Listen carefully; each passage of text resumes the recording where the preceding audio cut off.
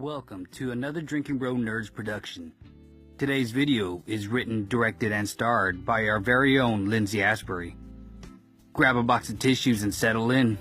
You're gonna need them.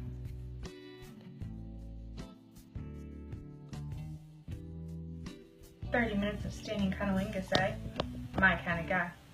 Oh, well, hello there. I was just reading the greatest book of all time. At night she cries while he rides his steed. While I've only begun to delve into the sordid satire of poetic perfection, my interest is piqued, and my panties are moist. Speaking of wet lips, let me help you wet your whistle on this literary libation. Here's an excerpt from Chapter 3, It's Hard to Get the Smell of Sex Off.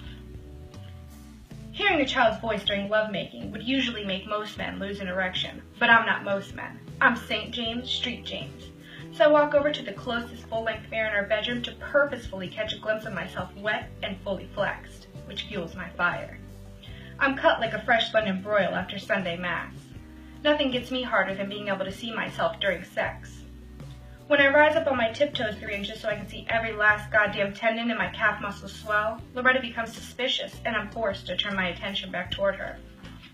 There were still a few more poses I wanted to beast out, but that will have to wait for another day. Instead, I carry Loretta over to the bed as she holds out her arms. She braces them as if I'm going to drop her down aggressively, but I don't.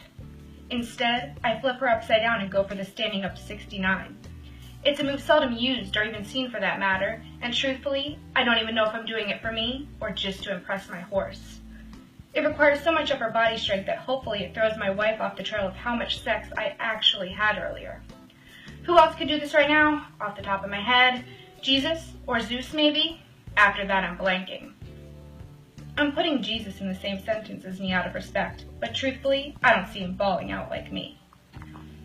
After 30 minutes of standing cunnilingus, I rotate her right side up and toss her backward onto the bed like a Romanian acrobat.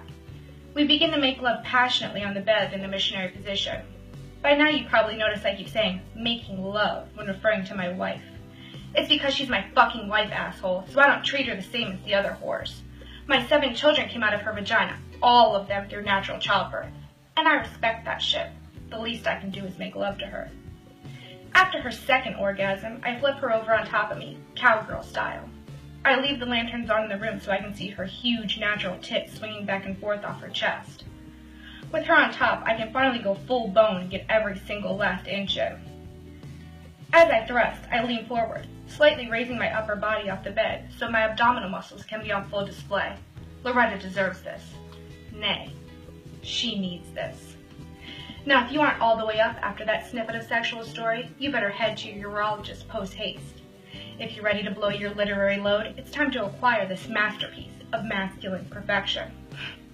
Sure, electronic copies are available, but if you want to rub the pages of genuine genius against your skin, it's only natural that a book written by Big Dick Daddy Ross Patterson come in one form: hard.